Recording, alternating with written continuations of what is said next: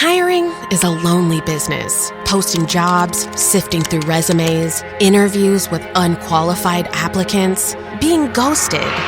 What if you could link with dozens of qualified candidates who are ready to work right now with just one connection? We're Express Employment Professionals, your full-service workforce solution. Every day, Express recruits qualified candidates in your area. So when it's time to hire, they have the talent you need ready to go to work. With more than 40 years in the staffing business and more than 860 locally owned and operated offices, Express helps thousands of companies find great people each year. And they can help you, too. Don't go it alone. Go to expresspros.com. One connection, great candidates, problem solved. expresspros.com, the workforce you need when you need them. That's Express Employment Professionals. Find us at expresspros.com. Health insurance feels like a ripoff. It's confusing, expensive, and mind-numbingly frustrating. You loyally pay copays and deductibles only to have your claims denied. Did you know 1 in 5 Obamacare claims were denied last year? You don't just need a better way, you need a different way. Enter CrowdHealth, the health insurance alternative. The headache of health insurance is exactly why CrowdHealth was created. It's not health insurance, it's a better way to pay for healthcare through crowdfunding. Instead of paying big insurance companies who profit from your healthcare needs, you get access to telemedicine visits, discounted prescriptions, and so much more through crowdfunding. And of course, you'll join the crowd, a group of members just like you who want to help pay for each other's unexpected medical events.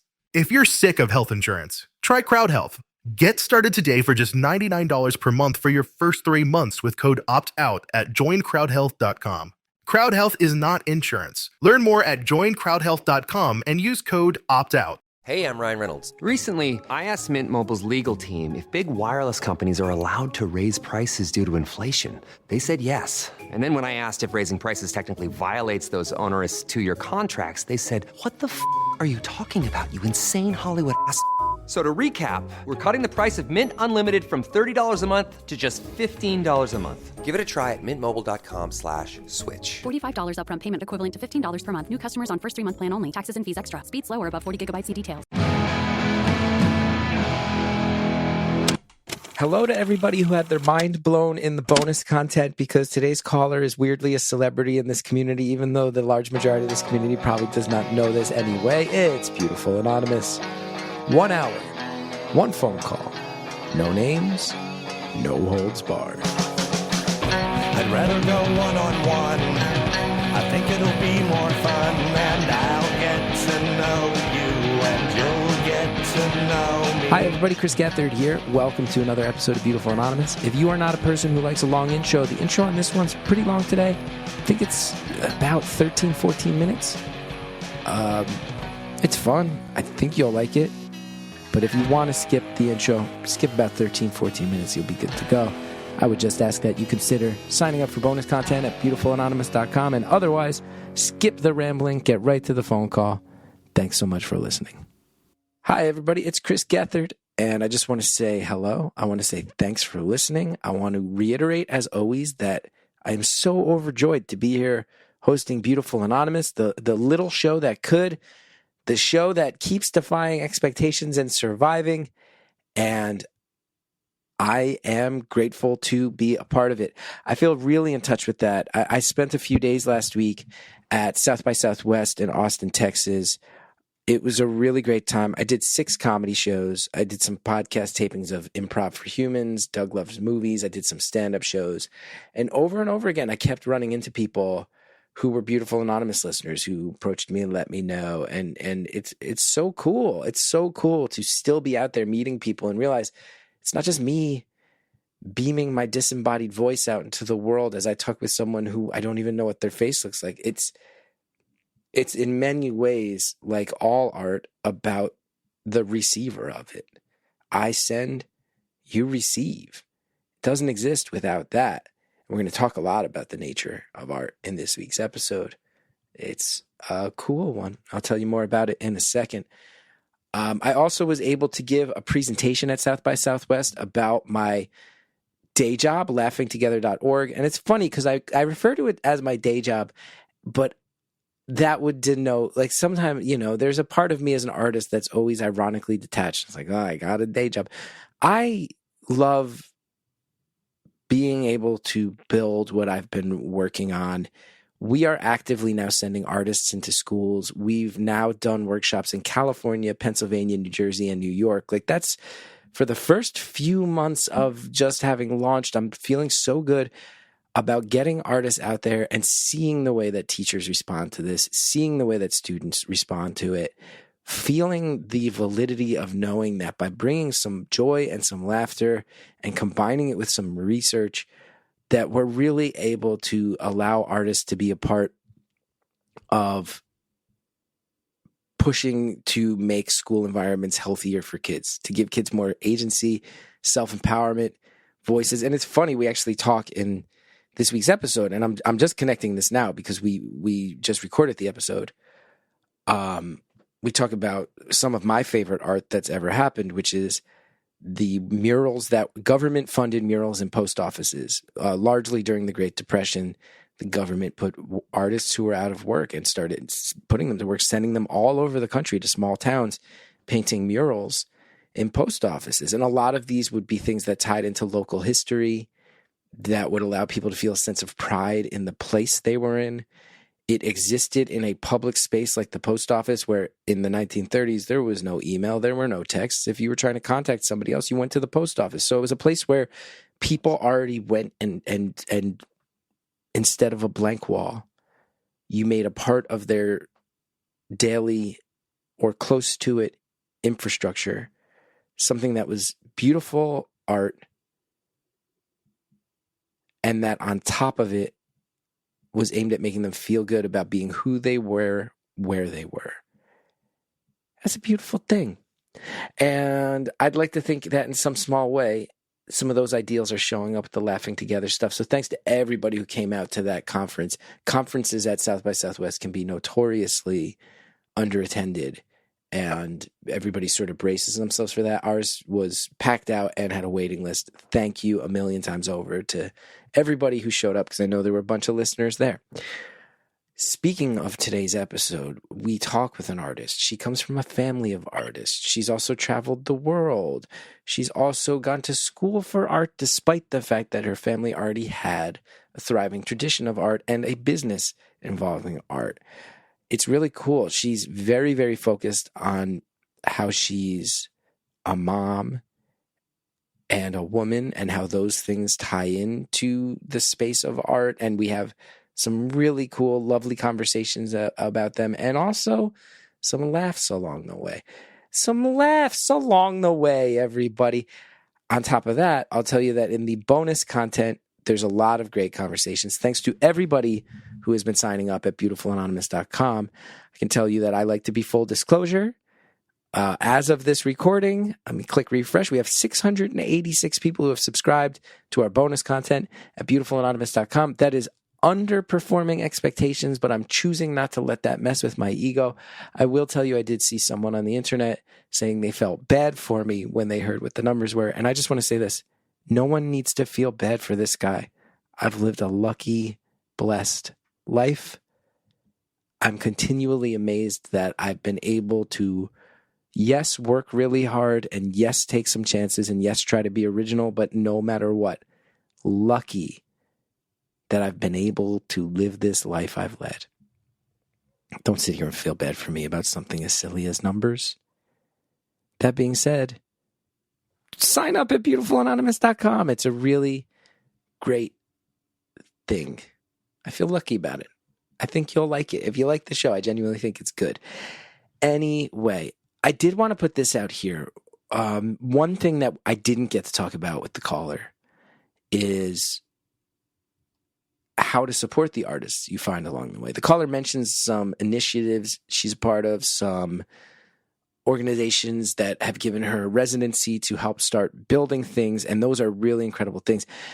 As far as you out there listening, I want to be clear too. And me, you've all heard it. I'm like 40% out. I'm finding some new safety nets to protect myself and my family, and it's reinvigorating my love of comedy and of things like the podcast and the work that go into it. But especially for younger artists, I will tell you, there's some storm clouds going. There's a really, really massively influential comedy festival called Just for Laughs. It takes place every summer in Montreal. They just announced that they are in bankruptcy. This only furthers the idea that people are going to be discovered more on places like TikTok and Instagram and YouTube, which is democratic and not inherently bad, but also stressful and unpredictable. And I think if you are someone who is aware of those platforms and the type of comedy that tends to spread, it is not always stuff that is the most well-rounded or focused on intelligence. Some of it is. I'm not disparaging everybody, but we all know stuff that can be based on aggression, fighting, crowds falling apart. I've even seen clips where there is violence involved and that makes a comedy video go viral. That's not a world that we want to support. I'm not one for industry gatekeepers, but the idea that the festival in Montreal is closing its doors and going bankrupt is, you just sit there, you go, there's less and less avenues for artists. So point being, one of the things you can do to support artists you love, and I don't care if they are totally underground artists who have only been around for a few years or veterans, if they have a mailing list, go join it. It's one of the only things that artists have in terms of being able to stay in touch with you, the people who love them, that isn't under the control of a third party.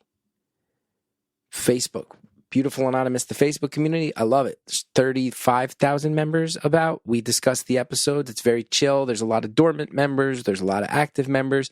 Facebook could take that away tomorrow. They could delete that. There's nothing I can do. I've got 91,000 followers on Twitter. Twitter could remove them tomorrow. Same thing for TikTok, Instagram, all that. The one thing that I have as an artist that allows me to know who the people are that are ready to buy a ticket, to be kept updated on the stuff I'm making, the people who are letting me know they're in my corner and who want to be a part of whatever community I build. My mailing list is the only thing I have that no one else can flip a switch and take away tomorrow. So you'll hear when you hear this call that this is not a tangent. The caller talks a lot about ways to get excited about carving out new spaces for people to create art. One of the hopes with that is that that art then finds an audience that supports it. And I wanted to fill in that blank and say, whatever you can do to make a personal connection, that's the greatest thing you can do. And when it comes to the internet, the surefire, safest way to let someone know you've got their back is to give them your email address if they have the capacity to ask for it. Mine you can find at chrisgeth.com. Sign up for the mailing list. I'll let you know when I'm on the road. Maybe I'll be coming to your city, like how I'm coming to Boise to tape a live episode of Beautiful Anonymous at the end of March. I think it's March 23rd, part of the Treefort Festival. The people on the mailing list, I can go show me everybody within 50 miles of Boise, and I can send just those people an email and say, I'll be there. And I know those people signed up, and those are the people who have my back. If you see it, do it, because it's getting harder every day. And I think we're approaching a point where the infrastructure is not going to support people except the biggest acts and the most divisive acts. That goes for comedy, for music, for any type of art that you might consume via the internet. So if you want to keep in touch with the things you love and you don't want them to have to bend towards either massive, massive numbers that justify their existence or a divisiveness that might betray the type of stuff they really want to do, sign up for the mailing list. You can sign up for mine at chrisgeth.com. There's also these other, listen, sometimes I go on these tangents and right? It's been a while since I've just had a long, rambly intro, but you guys also, so many people have told me that they're like, I like them. And then if it's not what I'm into, I just skip it that day. So I will say this just to give a shout out. There's a group of artists that I've become really close with recently. They're a sketch comedy group called Business Casual. They are great. They started in Southern California. I got to know them in Edinburgh, 2022, which was such a disaster for me personally. I didn't sell many tickets. In fact, 2 of the members of Business Casual were at a show where only 17 people showed up. And it was when in my head, I told myself I probably need to think about getting some sort of day job because this is not long-term sustainable. They were at the show that scared me into life changes, but they're great and they're young and they're hungry and they're doing it. They live in New York now. They're building their audience. They are creative and funny and smart and kind. I think they would be on Saturday Night Live tomorrow, but Please Don't Destroy is making videos on Saturday Night Live, and they're great too, and they're crushing it. And a lot of those videos are super funny, and they are a sketch group of 3 white guys, and nobody sane would say that SNL is going to hire multiple 3-person white guy sketch groups.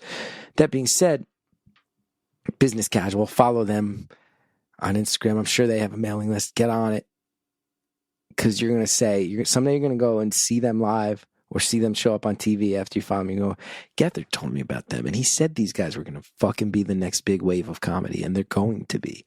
So if you want to get in on the ground floor of the people that in the next year, 2, 3, 5 years are going to be some of the people who become household names on your TV, I'm telling you, it's these guys. They're the best. The best. I just did a show with them in Jersey, and it was a very weird hour-long play they wrote about being cowboys, and it was completely nuts, and I loved it. Shout out to my friends in Business Casual. Just try to always help out people when I can, and those guys are worth helping out anyway. Now it's just officially off the rails. Let's focus up, Gethard. The ADD is strong right now. I've mentioned, we're going to talk about being from a family of artists.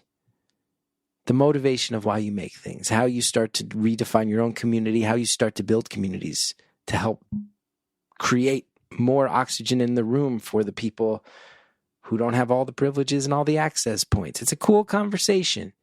And the bonus content at beautifulanonymous.com is really great, as always, and also reveals a big piece of this caller's identity that meant so much to Andrea and I, and that maybe some of you have noticed as well if you are diehard. So check that out. Enjoy it. Thanks for listening. Thank you for calling Beautiful Anonymous. A beeping noise will indicate when you are on the show with the host. Hello. Hello. Hi. Hey. I can't believe I'm not listening to you in my earbuds talking to someone else right now. We're doing it. It's happening. We're throwing down hard. We're making this happen. Yes, it will happen. How are you doing? I'm good. I was at South by Southwest doing comedy shows and giving a presentation on Laughing Together, and I got back at 2 a.m. last night. So I'm a little burnt from the travel, but woke up, played with Cal, feeling good, happy to be talking to you. Aw, that's nice. What are you playing with Cal these days? Brought him to the playground. His preschool doesn't start until the afternoon session, so myself and a few of the other parents sometimes get together in the mornings to try to burn off some of this morning energy with these kids. So him and a few of his friends, we took them all to the playground. That's awesome. Is he still napping these days, or is he past that? He hasn't napped in years. Really? I dream of those days. I miss those days. Oh, yeah. We have a kid who was born 1 year before Cal, like almost exactly. Mm-hmm. And she, like about a year ago now, she was just starting to drop it. And she still will nap if she's tired. It's amazing. Oh, I'm so jealous. Yeah, he not only does he not nap, he'll stay up till 10 o'clock at night. He doesn't care. Like, we have to force him to go to bed at 11 o'clock if we let him. The child no, doesn't. That's painful. He doesn't seem to need sleep. Oh man, I wish I was him. I need like 9 hours of sleep to feel like a human. Yeah, me and you both. But that hasn't happened in years. Well, I'd like to say it gets better, but it sounds like if it would have gotten better for you, it would have already happened. So sorry about that. It's all good. It's all good. So what are we talking about today? What do you think? Although I'm happy to chit chat if that's what you'd like. there needs to be a healthy amount of chit chat before we dive right into topics, don't you think? I think that that's proven very true over the years. Yeah. Yeah, yeah. I did want to mention that about 2-3 weeks ago, I drove through your state. You drove I through was New going Jersey. to stop. I did. Yeah, I drove actually twice. I drove going down, and then I drove going back up. I did stop on the way down. I forget the town, but it's like right over the GW Bridge. We met a friend of mine that lives in New Jersey. We met him for coffee at this like adorable sort of French bakery type place. And then on the way up, I was going to stop at Destination Dog, but the timing just didn't work out. Destination Dogs, great hot dog place, New Brunswick, New Jersey. I'm glad you considered it. Always happy to give them a plug. Strangely thrilled to plug them again, considering that they've never paid for an advertisement. It just came up organically, but yes, great place. I'm glad you enjoyed New Jersey, and I have to imagine that if it was just over the George Washington Bridge, you might have been in Fort Lee. I don't know. Probably. Maybe Englewood or something like that. Sorry, I'm not so good That's with okay. town names. Yeah. That's okay. Fort Lee does ring a bell, but yeah. Yeah. Yeah. So I was thinking of you during the trip. Just like, wonder if I've passed Chris. But, obviously it's a pretty big place, so it's not like I would have just run into you, but it was cool to think about it. If you drove north to south, you definitely drove past me at some point. Well, I did drive north to south, first south and then north. So, yeah. And actually the drive north was on my 40th birthday. I was doing a solo trip that day by myself without my husband and my 5-year-old. So that was kind of actually strangely fun to just drive in the car for 8 to 10 hours as a way to celebrate. For some reason, it was just really peaceful. And I think I actually listened to a couple of the episodes of Beautiful Anonymous. Actually, I think I had saved like two or three on the backlog, so I'd have some good listening. Nice. Happy to help you get through a road trip. That was a nice way to turn 30. Thank you. Yeah. You said you just turned 30. People through road trips. 40. 40. Got it. Yeah. Well, I'm so glad to have been a part of your Jersey, of what was on your mind as you drove through my lovely home state. Oh, what was on my mind? Well, I was thinking about, it was actually halfway through a virtual artist residency that I was doing through this network, and I'll name them because there's enough people in the network that it wouldn't be hurting my anonymity, however you say that. It's called the Thrive Together Network, and it's for female and non-binary identifying artists. And every February, and then once in the fall as well, they'll do like a virtual artist residency month. And so I was participating for the first time this year, and I was thinking about how I was about halfway done, and I was going to celebrate when I got home, by watching a movie, and it was going to be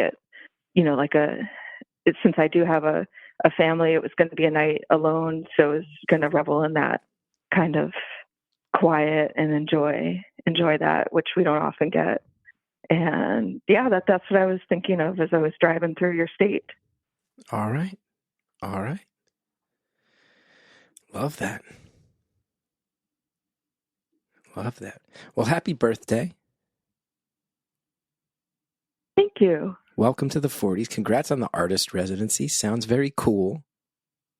Yeah. That's actually partially why I called, to talk about, what it's like to be a mother, a woman, and a professional artist in today's world, and kind of talk through that. And I'd love to talk about all of that with you. That would be a topic that would be of great interest to me, because I'm an artist, my wife is an artist, and navigating that balance between parenthood, career, aging, all of these things are very real. And when I say parenthood, I also want to be clear. I'm very, very well aware that the balance between motherhood and career is often one that is way more tangled up in all sorts of stuff that's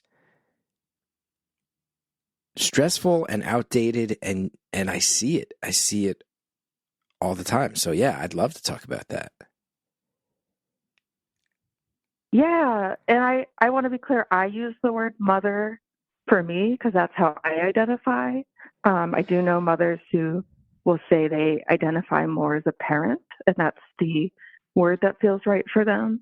So, I'm using that term because that's really how I identify. Just, identify very strongly as female, and as my daughter's mother, and a female role model for her, and all that. But that's my story, of course, not everyone's. But yeah, I mean, so I've pretty much always been an artist, and I grew up in an artistic family, and I actually work with my dad on a daily basis, making art that's commission based, and to preserve anonymous.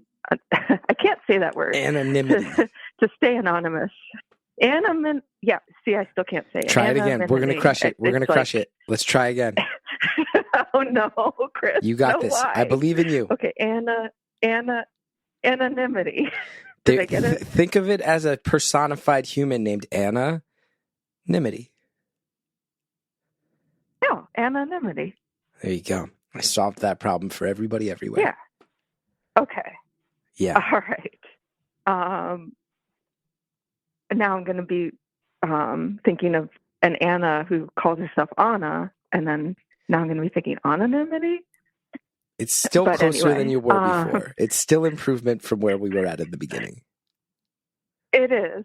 And I don't say idea anymore. I used to say idea based on the region I grew up in, and now I say idea. So I've beat that one out. So it's a work in progress.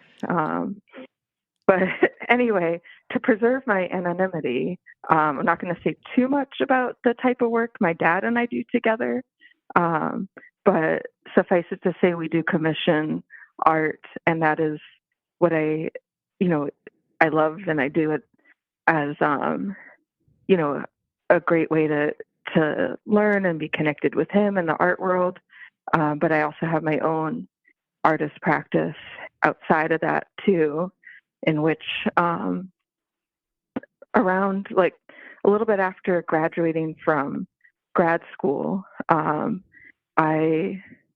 during grad school, at that tail end of it, I was dealing with chronic migraines, and it was kind of basically the worst time of my life. And so after I graduated, in some respects, I actually put my art aside, not necessarily consciously. It just, it was like a burnout. And I also started writing at the time, writing a lot about my migraine experience. And I've been an advocate for that for many years ever since then. But, that writing kind of took up my my creative life outside of my daily life. And then when I was, I think that was in my 20s to early 30s. And then somewhere in like my mid 30s to now, around when my daughter was 2, I decided, like, if I don't make art now, when am I ever going to do it? Not that I wasn't being creative all the time, but there's something different from doing a commission versus, doing something that I come up with and create. And I think there was a lot of, criticism in the art world. And there's also a lot of, at least historically, a lot of criticism of the feminine in art. And one of the first things I created was a sculptural relief, which is like a sculpture that hangs on the wall of myself or a woman anyway who could stand in for me, holding a newborn baby in the roots of a tree, and the tree growing above, to sort of talk about the cycles of life. And then ever since I created that piece, I've made, I tried to just keep art in my daily, if not daily practice, then just at the forefront of what I'm doing. And actually, you might get a kick out of this, but I even created a series of, I think, 5 or 6 little sculptures based on episodes of this show. Oh, that's amazing. Yeah. So, again, it's not like they blew up on the internet or anything, so I don't think anyone will know who I am from that. But like I did one for the 2 women who called in. I think it was like my dead ex is my sperm donor, and and and like I sculpted them with like a little shopping cart because they had the shopping cart gardens, and then I put like a baby in the top of, it's like one of those 2-level shopping carts. I put one baby in the top and one baby in the bottom, and then in the background like an ice cream cone on the ground, since she just gotten like laid off from her ice cream job. And I did one of Wobbly Thomas and the woman with the No Guidebook to Grief, the woman with the 3-legged cat, and actually she has a copy in her house. I found her on the internet and gave her a you're copy. telling me one of the side benefits of getting on Beautiful Anonymous is not just that you get your story platformed in an environment that's not judgmental, and not just that you get added to an ever-evolving archive of human conversation, tracking what life is like from 2016 until the moment you listen to it. You're saying also there's a chance that an artist out there might sculpt something of you, track you down on the internet, and give it to you. I mean, I've kind of stopped the series at this point, but yes, there is always a chance. I've actually been thinking of maybe doing more at some point, but I've moved on to topics that are a little different from the show. But it's really just about our shared humanity. I blame myself. That makes me feel like I need to step up my game, because it makes me feel like you've become bored by the show, and the show is no longer at a level of being a muse. It's no longer inspiration or a muse for you. No, it is definitely a muse.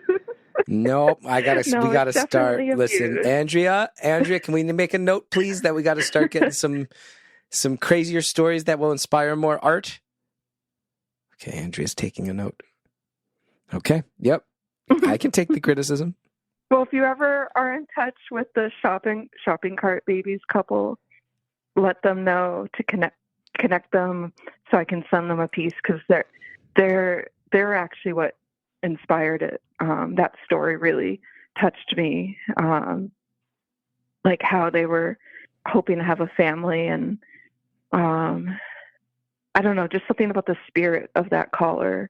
It really connected with me, and like I'm someone who has a family as well, albeit a different way, but I would love to give them that piece. So, okay, if you're out there and you're listening, previous caller, let us know, and we'll make sure we verify identities and see if we can arrange that. Happy to do that. And by happy to do that, I mean happy to ask Andrea to help me do that, because I actually don't have access to the archive of contact information so that people can preserve their anonymity. Thanks. I have to say, I have great love for my dad. I can't imagine making art with my dad. Oh, so it's the best, Chris. I mean, we have a lot of work to do running the business as well. And unfortunately, my mom passed away last September from I'm sorry. A rare type of cancer. Yeah. And I mean, that's been really tough for us. And there was a year of both of us and other family members rotating schedules and helping her out. And because she was, fighting it for a good year and change. And, she was also like our accountant and our business manager and our customer service rep. I mean, she was just so amazing and knew so like self-taught about the business, and she also was artistic and did a lot of the clay work, and she had kind of semi-retired during the pandemic, but was still keeping up a lot of the office stuff. And then, in addition to all of the grief and everything, we've also been like, wait, who's our insurance agent? Or, like just silly little things that she would have known, or what's, looking through her old password book on almost a daily basis to log into something, and like seeing her handwriting, and,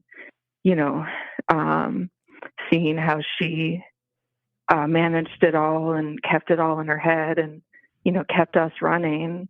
And like, a lot of times work like that isn't lauded, like everyone wants to sort of praise the person who's making a lot of the art, and it's not recognized as much if you're behind the scenes. But she really like kept our family together and kept the business together and everything throughout her whole life, like up to the very end. I mean, I have like, she did work.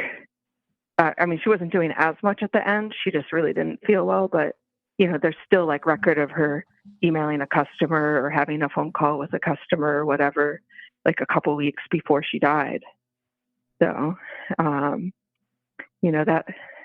that's been tough, but being with my dad every day is like the biggest blessing ever.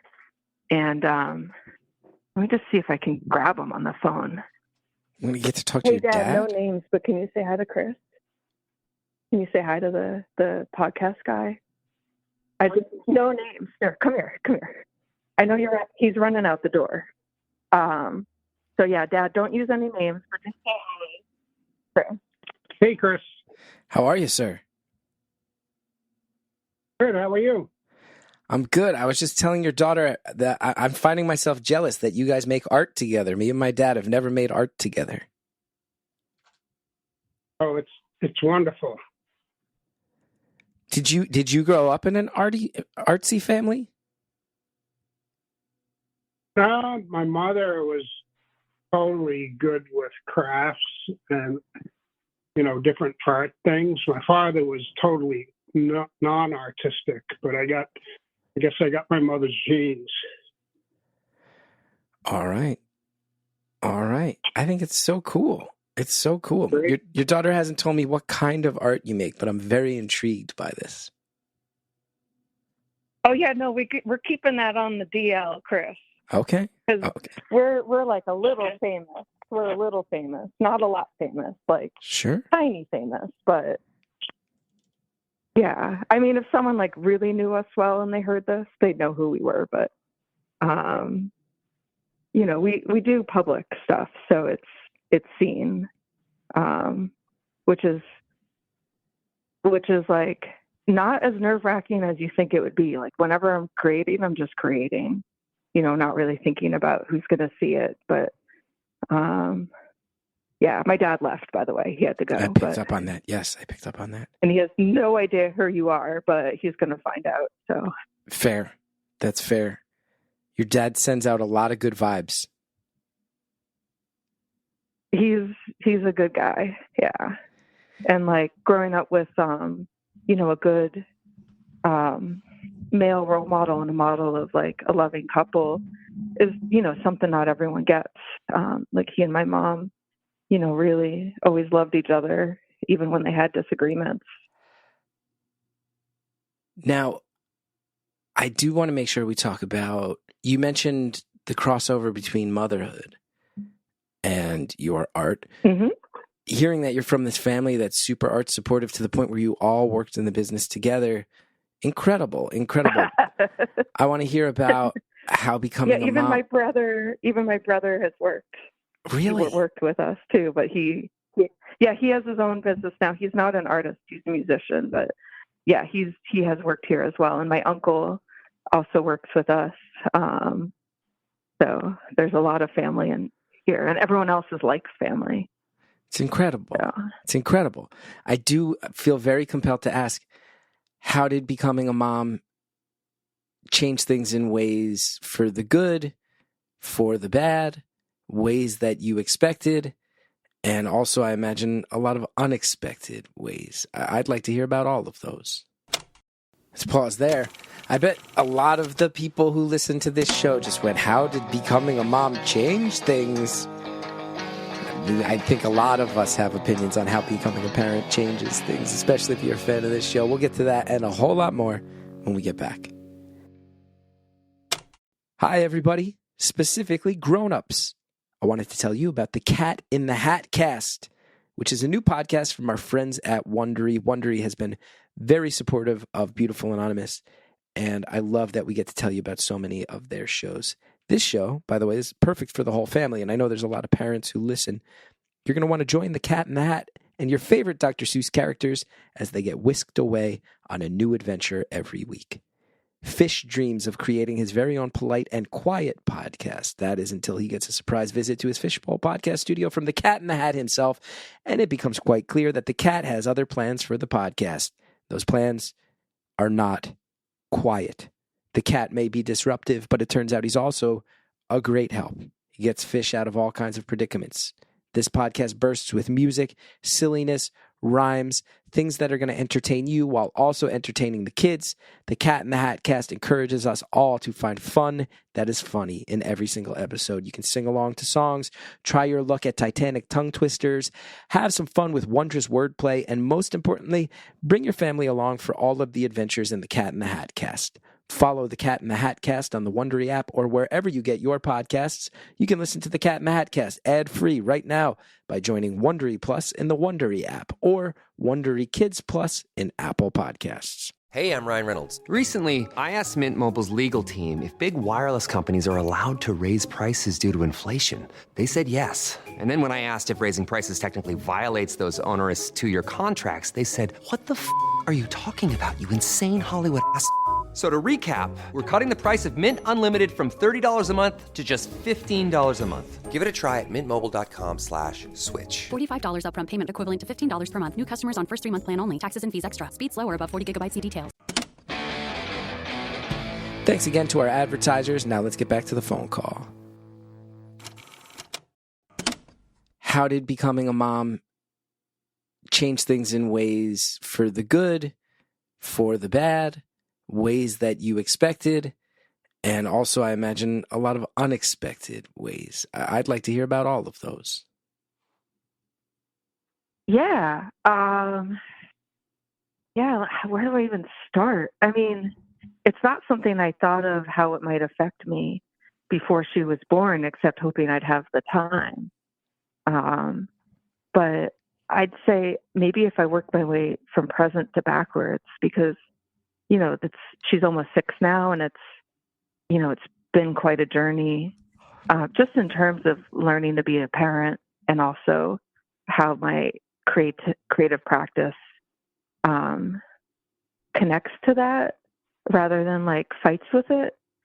So one thing I remember is being pregnant, and someone who's sort of an extended family member said, had seen that I was posting on Facebook or something that I'm trying to do art every day. And she's like, "Oh, you'll never do art when you're, once you have a kid." And she didn't know I was pregnant yet. It was like very early. But like, I think some of it was like trying to prove her wrong, even though she's not really someone I know or talk to at this point. But, yeah. So, and, of course I have the artistic creative practice that I come in and do every day when my daughter's at school or daycare.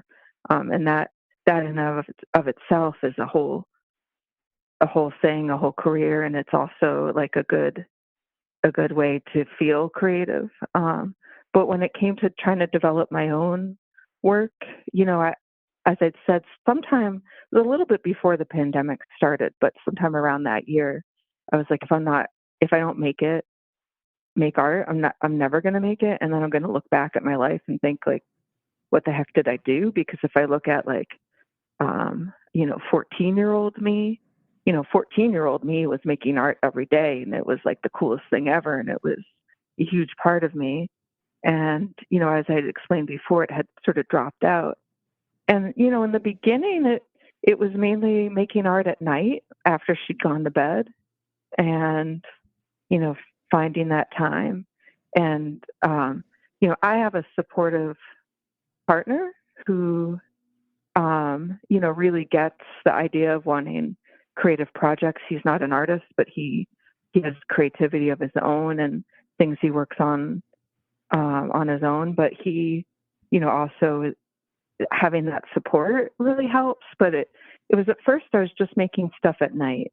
And then as she got a little older, I realized like I could give her her own craft project and I could make something or even like let her quote help me. And, up till now that she's like kindergarten age, if I get out a material she really enjoys and I get my own stuff out, I mean, we can sit on a Saturday afternoon for like 3 hours and make stuff, which I realize is it's not the situation in every family.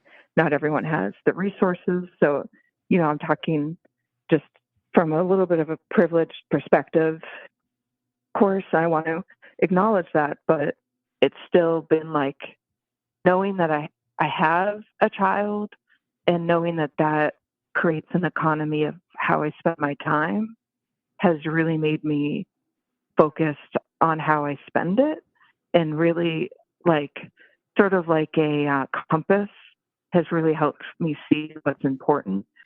And also like having a young creative person in your house is, I feel, an inspiration if you try to tap into it. And as an adult, it can be really hard to tap into that creativity because you have, responsibilities and things you need to get to. But whenever I tap into it, that's like a muse in and of itself. Never mind Beautiful Anonymous. I have a 5-year-old as a muse. But what a beautiful answer. Yeah, I'm gonna be honest with you.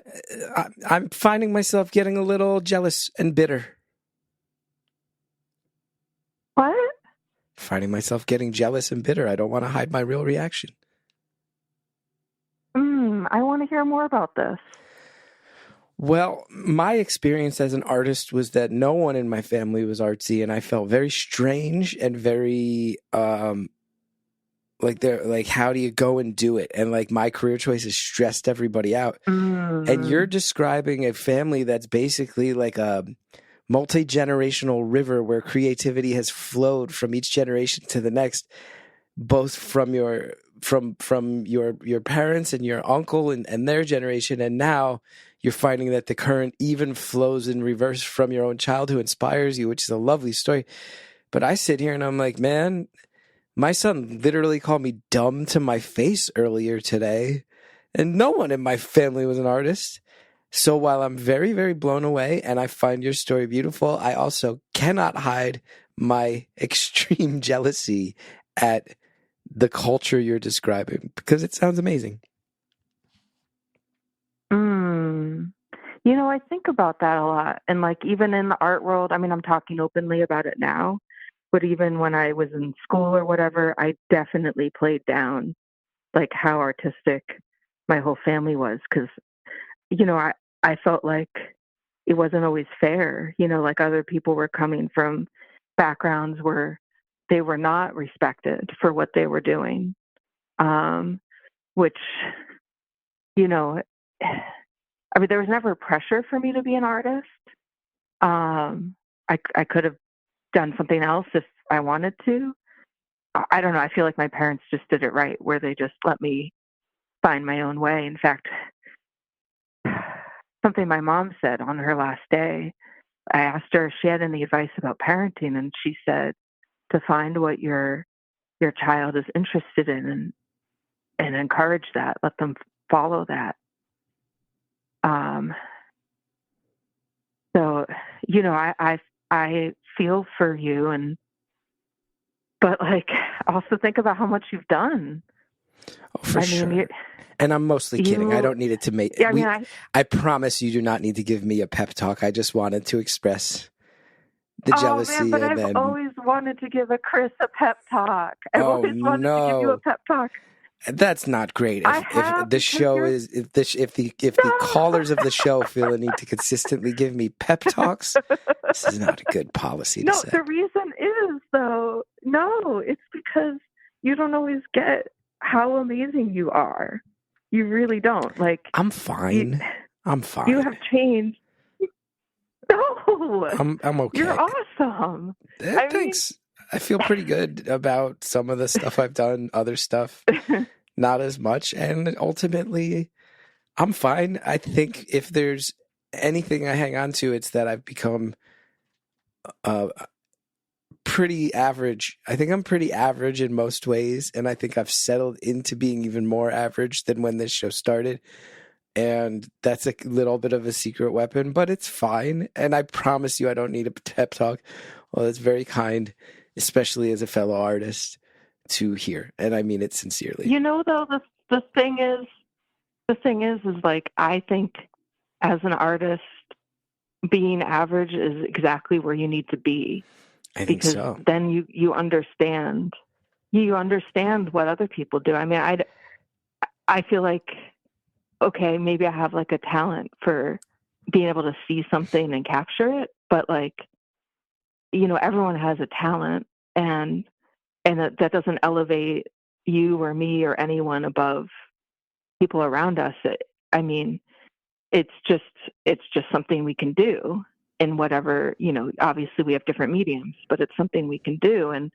And like our averageness, just walking down the street, no one would think anything of either of us. We're just average, normal people.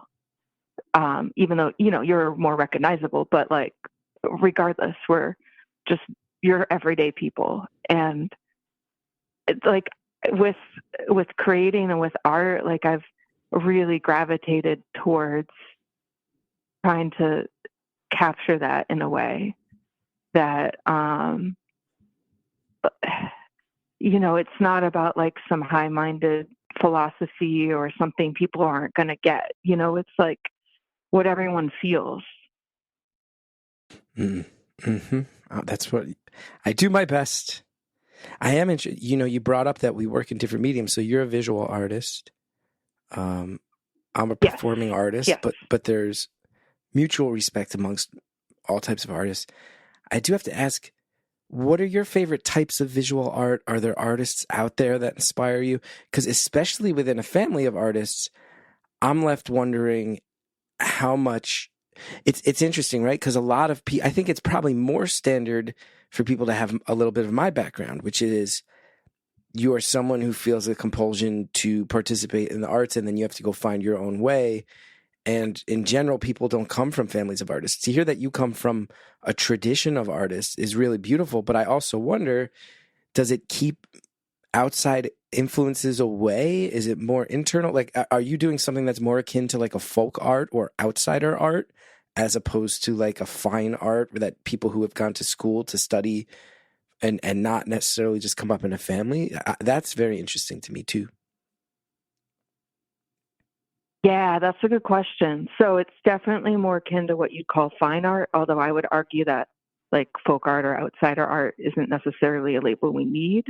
But I don't know, maybe I'm wrong. But that's just something I've kind of thought, like, why are we separating things? And also art and craft, that could be a whole other discussion. I have some friends who are textile artists. Functional art, that starts to cross over into the idea of cultures that have artifacts regarded as art, but it was just things they were using to cook or things they were using to clothe themselves or sew. Exactly. And now we view it as art. That crossover starts to get really fascinating to me.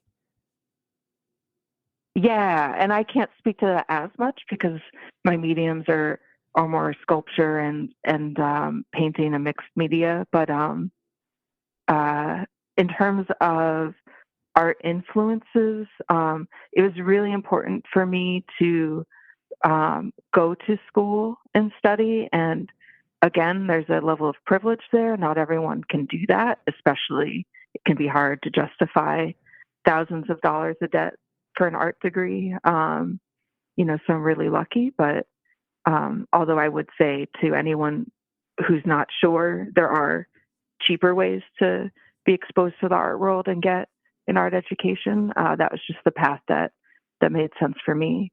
But so I did go outside. I had like the little hero's journey. I left my hometown, went to school, learned. I was actually in New York City probably around when you were there. Didn't know who you were at that point, though. So I never saw you at the Upright Citizens Brigade. That was where I spent much of my 20s and 30s, yeah. I saw a couple of shows there that were great, but I don't think I ever saw you. I think I would have remembered.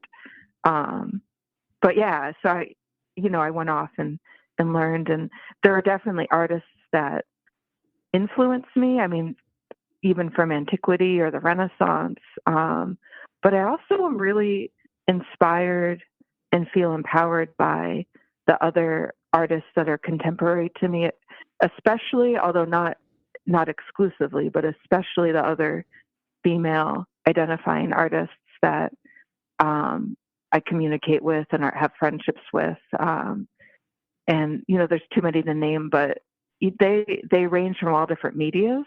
So it's not really like that I have a specific artist from a specific media that I idolize or anything, but I feel like there's this uprising and discourse among parent or mother artists that is really happening right now. And I saw a show in my local city of this artist who, does these huge works of her family, her and her husband and her two boys. And, I don't think I necessarily would have seen those kinds of scenes in a museum like a couple decades ago when I was younger.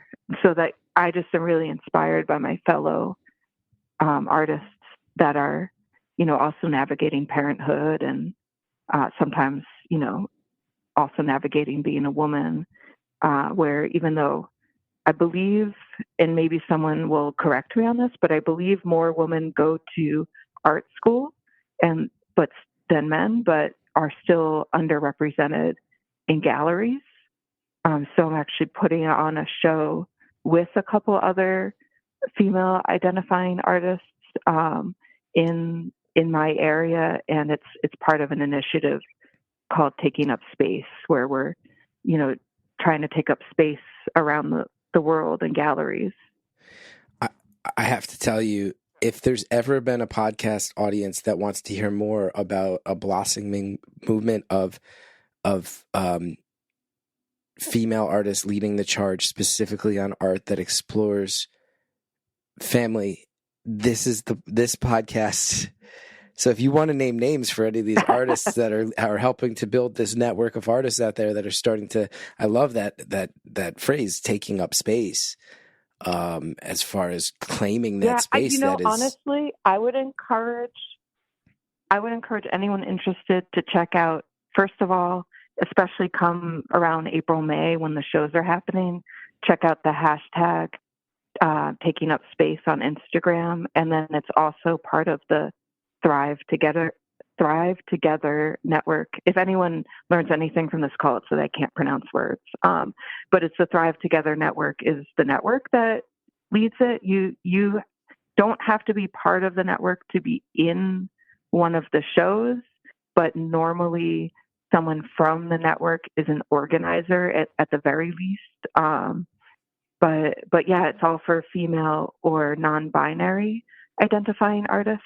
So there's, some, just wonderful perspectives. And I would say if people search those hashtags, that they'll be able to find like a ton of us out there. So that's what I would say. That's so cool. That's so cool. And I just went to the website. And since you mentioned it, I feel like I can mention thrivetogethernetwork.com, right? which I hope doesn't out you. If it Oh, does, yeah. we can also bleep it. But I mean, you brought it up, but I'm sitting here and I'm like, right on their front page, it's not just information about making sure that women artists and female identifying artists, non-binary artists are displaying their art. Right on the front page is a whole course of resources on how to host an art show. Even if you're not an artist, it's like, hey, let's enable people to host art shows in their community. What a cool thing and a cool idea. Yeah, it's been great. And like, I've been in the network for about a year. And like, again, it's totally fine to mention it because there's so many people in the network. It's not like anyone will know it's me. But you know, it's been a real support system for me. And like, they even have like materials that help you stay on course throughout the year so you can make sure you're creating, or, you know, there's resources for even things like art business.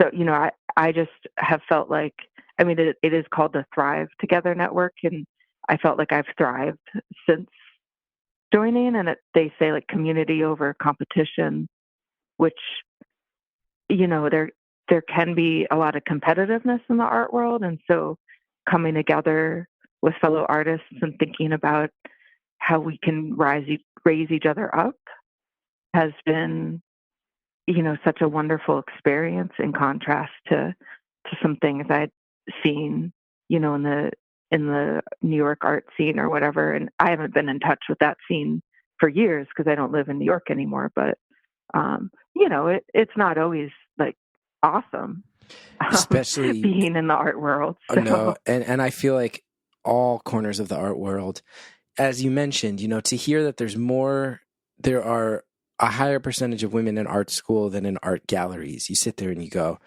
that's irritating, to say the least. And then I feel like comedy historically too, I've seen comedy change over the years, where when I started, it was, and it's still very male dominated in many corners of the comedy world. But one thing you start to realize, and why things like what you're participating in are so vital, is that there's so many areas of the arts and life where in these male-dominated spaces, very often there's one slot reserved for a female participant, one or two compared to 6, 7, 8 men. And used to see that in the comedy scene back in the day very heavily, and I've been happy to see that change. I mean, it's not perfect, and it's still not... You know, like my belief in the long-term health of this is not totally great, but so many friends of mine who are women who are comedians will talk about how they were brought up at early shows, and literally, you know, the guys would get introductions like, you've seen him on Comedy Central, or he just performed on Conan. And to be a female comic back then meant to be introduced as, all right, she's our girl for the evening, and then they bring them up, and that's how people were introduced in comedy, for either a cheap laugh or sometimes just actual ignorance.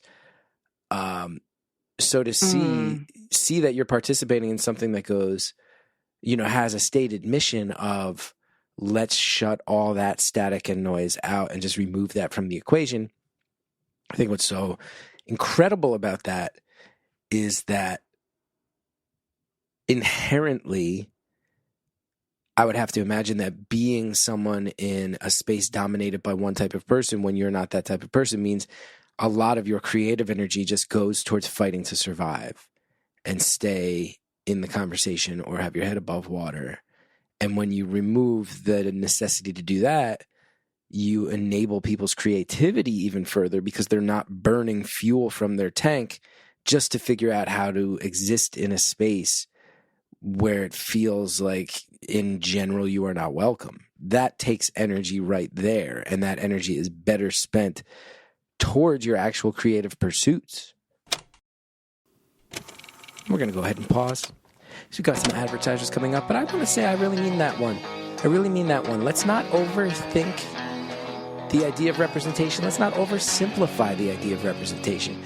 One of the main issues about representation, especially in the arts, which I feel like I can speak to, is exactly that.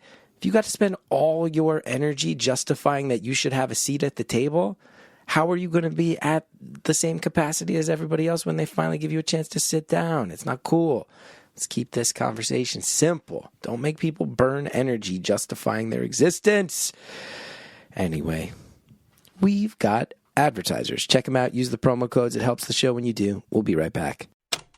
I'm no tech genius, but I knew if I wanted my business to crush it, I needed a website now. Thankfully, Bluehost made it easy. I customized, optimized, and monetized everything exactly how I wanted with AI. In minutes, my site was up. I couldn't believe it. The search engine tools even helped me get more site visitors. Whatever your passion project is, you can set it up with Bluehost. With their 30-day money-back guarantee, what do you got to lose? Head to Bluehost.com. That's BLUEHOST.com to start now.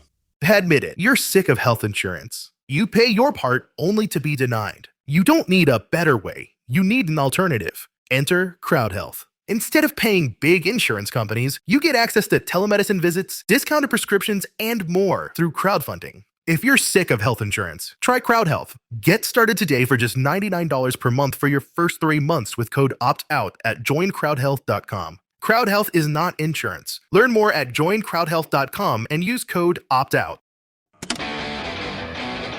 Thanks again to all of our advertisers. Now let's finish off the phone call. And when you remove the necessity to do that, you enable people's creativity even further because they're not burning fuel from their tank just to figure out how to exist in a space where it feels like, in general, you are not welcome. That takes energy right there, and that energy is better spent towards your actual creative pursuits. Yeah, and again, speaking from the fact that I grew up in an artistic family and was encouraged to be artistic and did go to school for it, and I've had resources, even though I've had barriers as well, but like having someone maybe on the spectrum who's had more resources, to me, it seems to make sense to try to open up, space for others who maybe don't have as many resources. And, but it's also like, just yesterday, I was looking at, you have to write a show statement for the art show.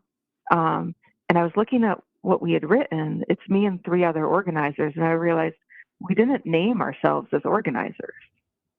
And so it's still a learning process because after I noticed that, I was like, well, we should say who we are that is organizing it, and put our names. Mm-hmm. And, it's still, I think, being acculturated to not give yourself credit, and it's still a learning process. And like, I just turned 40, but I still don't feel like an adult. I still sometimes feel like a little kid, so like that's maybe part of it. But, it's like, oh, wait, the 4 of us are sitting down and putting in the hours and the time and the learning to set something up. Why aren't we giving ourselves credit? And, it's like, well, it's as easy as just adding it in and giving ourselves credit. Yeah, that's really eye-opening. See, like, the subconscious training that puts that priority in the back seat, and to unlearn that, it's really eye-opening. I am left wondering, because you've been, I think, very, very gracious about saying at a few points in this call, things like, I know that I have the luxury of this, or that I have some privilege in being able to say this. And I think you've pointed that out. There's a divide that happens a lot of times, and I feel like it's happening to some degree right now. And I'm really interested in your opinion, both in your family connection to art, the fact that you've studied art, the fact that you are participating in initiatives that, whether or not they expand the nature of your art itself, that are like tugging at the edges of the world in which it exists and boxing out that space. All of these things are very cool. And I want to point out about you, just in getting to know you for the past, how much longer do we have? 48 minutes. Not everybody has all of those, right? Not everybody who comes from an artsy family that's met with some success would go to school. Not everybody who goes to school and finds a track for themselves would then prioritize participating in a larger community to try to expand the presentation of art itself. Like, you're very versatile in your dedication to the overall side of this. It's really, really cool. So I want to point that out and let you know that I see it, that a lot of people find one track, and that's more than most get. But I bet you would have some perspective on the idea of, you are so gracious about pointing out there's luxury, there's privilege to even having conversations about art. That being said, there's also times in society, and I think we're in one right now, where things get so, how would I phrase it? Things get very divisive. Things get very push and pull. And there are people who roll their eyes hard at the idea of arts being anything but a luxury. The idea that art would be something that's necessary or vital becomes something that people roll their eyes at. And public art, whether it's PBS or, you know, the many foundations and National Endowment for the Arts, people go, defund those. We don't need that. That's artsy, liberal nonsense.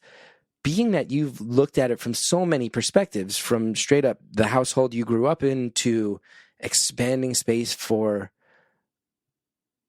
women, non-binary artists who want to speak to family in a way that doesn't often get oxygen in the space. How do you look at art right now, and how do you justify it as something that is vital and important and not just a talking point in funding conversations or political push and pulls? You know what I mean? Totally. I have so many answers to that.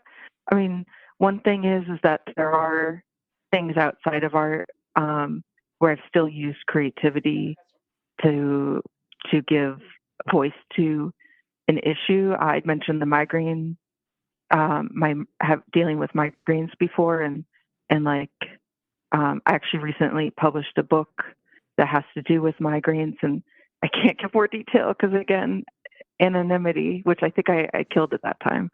You did. You nailed it. But well done. You know, that I nailed it. Yeah, totally. But you know, that creative project gives voice to people who have an invisible disease.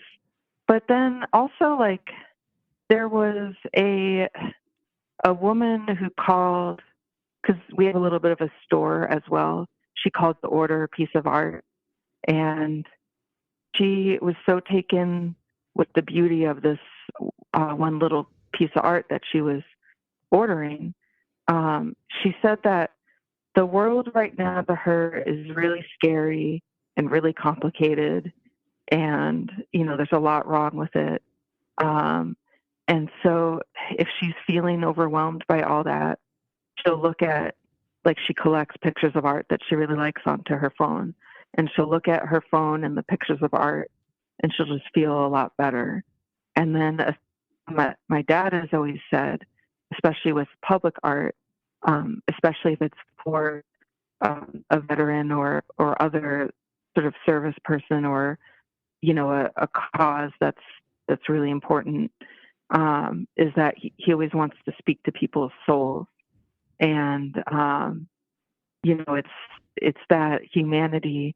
I mean, if you go back to, like, the cave paintings, you know, people were creating, you know, well before anyone was getting paid for it or anything like that. And honestly, I haven't made a dime with my personal art in the last, I'd say, 3-4 years I've been making it. But, you know, maybe someday I'll make some money off of it, and that would be great. But, you know, it's one of those things.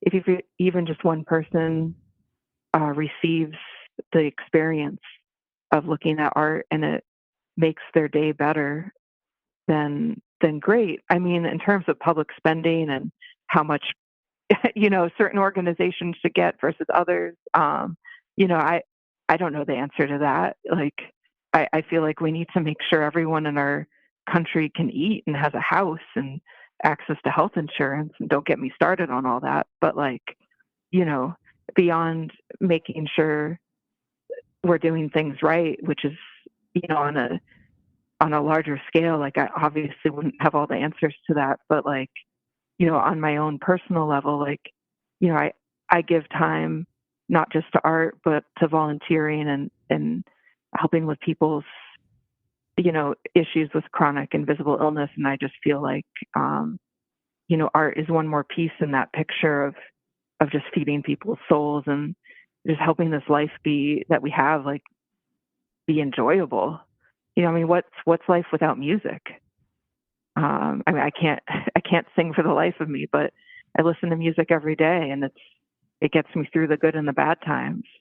You know, and what's life without laughs and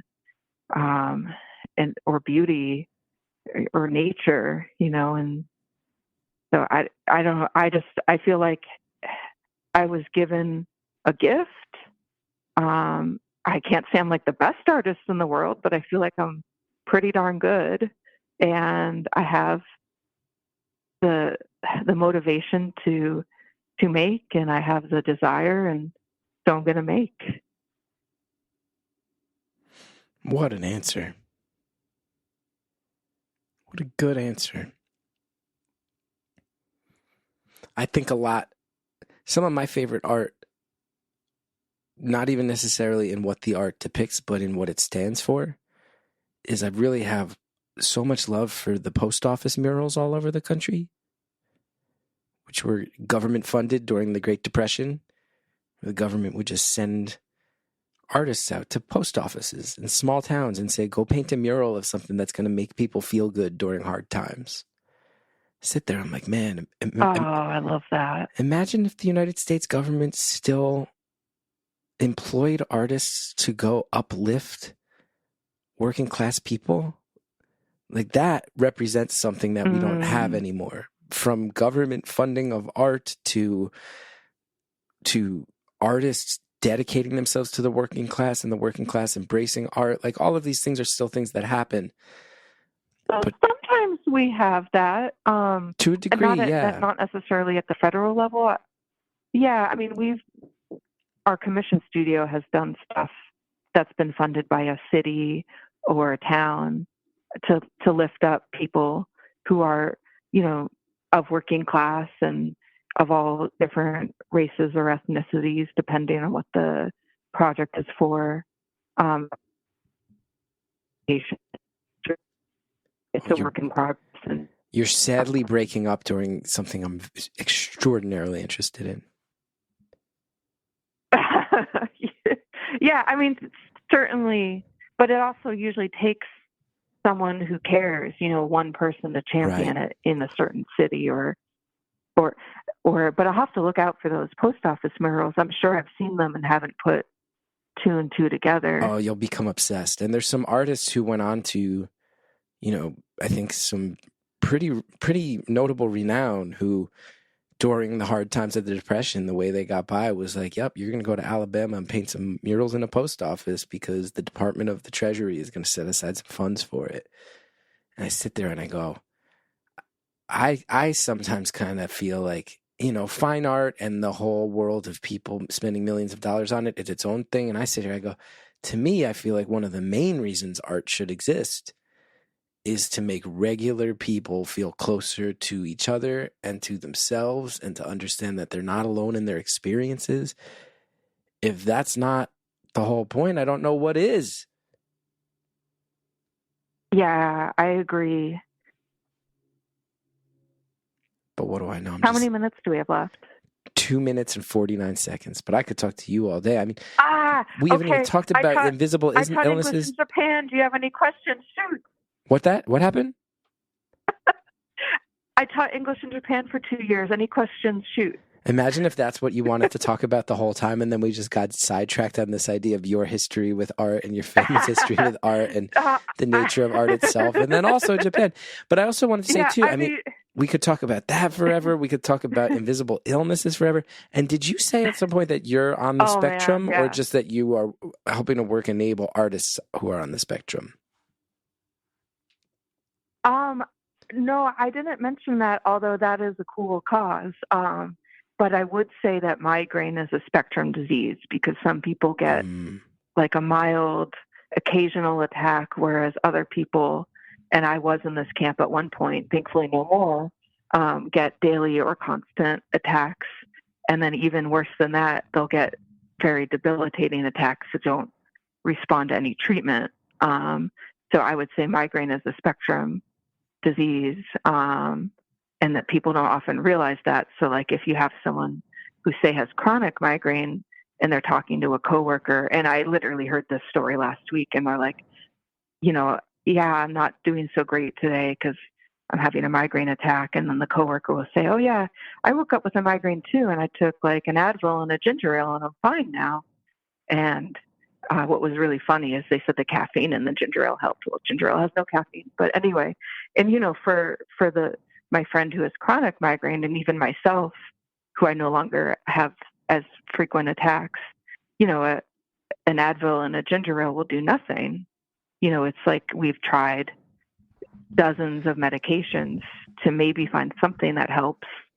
So that's what I was talking about with creating like a project that let those voices speak out a bit. So yeah, I mean, that's something that I'm really passionate about. I'm actually going to Washington, D.C. next. You're going to Washington, D.C.? Next weekend, or next Monday and Tuesday, for an advocacy event for migraine and headache. So that I'm going to talk to my Senate offices and try to advocate for that. So, yeah. I do love the gall of some people who hear, someone's suffering from migraines and they go, oh, I get those. You should try Advil. Like, people will say things like that about really severe. Have you ever, my grandma used to give me a room temperature Coke and it helped. You're like, this is... It's like, you know what? Maybe it did. Maybe it did help. But it's also like the difference of, hey, I have depression and I need to find the treatment and therapy that works, versus like, I feel sad today, so I watched a funny movie and now I feel better. Yeah, big time. Like, and I've had both experiences with that. Sometimes I'm sad and I just go watch that footage of the men dressed as Ewoks running amok on Al Roker's morning segment, and I feel better. Sometimes I would pray for sadness because I'm devoid of all emotion, and sadness would feel like sunshine because it's not even about sadness. So I know of what you speak, but just I do love that. You should try, and I've had great success with Tylenol. And then it's on you, the sufferer, to go, thank you so much for the advice of the most commonly used over-the-counter medications to treat these things. I'm shocked I haven't thought of that. I never thought of that one. I'll cancel the trip to D.C. now that I've learned about the existence of Tylenol. Thank you so much. I'll stop hassling my Congress people and just head down to the old pharmacy, and didn't realize there was any. Anyway. Yeah, and let's tell all the veterans that too, who have traumatic brain injury, that Tylenol should help them. Right. That's a whole other issue with migraine and headache in the world of being a veteran. There's a lot of prevalence with there. People have people who have to unwrap severe physical trauma that's inherently tied up with severe emotional trauma. But have you heard of Aleve? Because Aleve is like Advil, but it's blue instead of brown. Have you checked this out? It is well-meaning people can sometimes... mix it with some ginger ale and you'll be good. Mm-hmm, mm-hmm. Oh, and my aunt told me that, and you're like, okay, please, you have nothing but good intentions, but I really need you to shut the fuck up. And it's hard not to sometimes say that. Anyway, I ended on a curse word. Sorry, Sally. Sorry, Aunt Karen. Caller, this was a lovely conversation about art and your history with it, as well as many other things. And for everybody who's listening on the Tuesday feed, I hope you haven't enjoyed it and have enjoyed it. It sounded like I said haven't. I hope you have enjoyed it. And for everybody who has signed up at beautifulanonymous.com, the episode's going to go on a few more minutes, and we're going to have our bonus content where we get to know you on many different unpredictable levels, which I'm really looking forward to. Are you down for that? Awesome. Yeah, and if you sign up for the bonus content, you may hear about stories about me teaching English in Japan. Just saying. Oh, I love you teasing that. I love you calling your shot.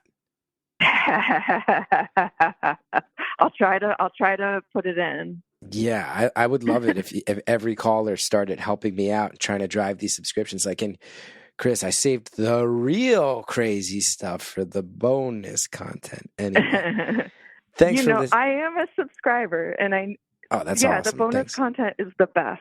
Yeah, it's fun, right? It's the best. I think it's really good. I'm really proud of it. It is. We're gonna get more people. I saw someone post on the internet recently saying they felt bad for me because the numbers were so low, and I was like, no one needs to feel bad for me. I have a great life. You don't need to feel bad for me. I'm fine. Anyway, thanks to everybody listening. I don't feel bad for you. I feel bad for all the people who don't get to hear the bonus content. That's what I feel bad for. You keep helping me out. I'm trying to end the episode, and you keep plugging this shit hard. That's awesome. Okay.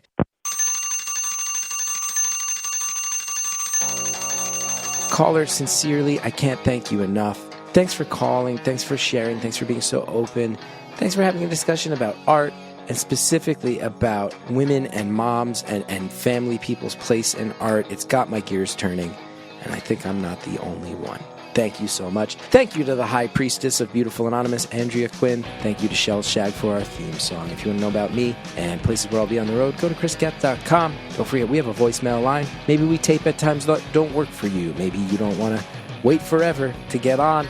Maybe you have a story you feel like is not represented on the show. Leave a voicemail about it at 973-306-4676. Don't forget to follow me at Chris Geth on Instagram, Chris Gethard on Twitter, and you can, of course, follow the show at Beautiful Anonymous Pod on Instagram.